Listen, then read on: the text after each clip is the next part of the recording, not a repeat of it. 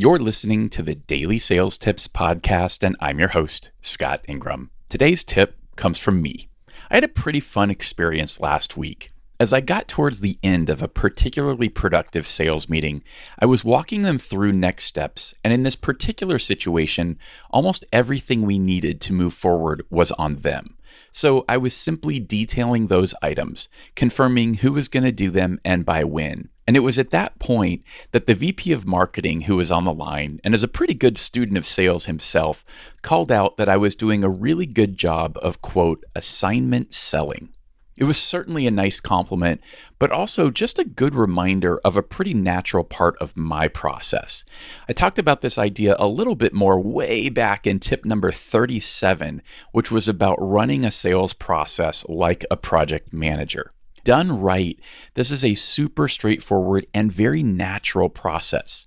Once you have that commitment to move forward and you're simply confirming the details of those commitments, what are the things that need to get done? Who's responsible for them? When will they be delivered? And perhaps most importantly, when will we meet again? I guess this is a bit of a bonus tip within a tip, because the very best way to avoid being ghosted is to always schedule your next meeting before the conclusion of your current meeting. This keeps you from having to try to coordinate calendars via email later when there's always the risk of them not responding, and allows you to maintain momentum. So in this specific example, they committed to delivering all the things we need to proceed by next Monday, and we're scheduled to meet again next Wednesday. Assignment selling. What a great term. Works for me.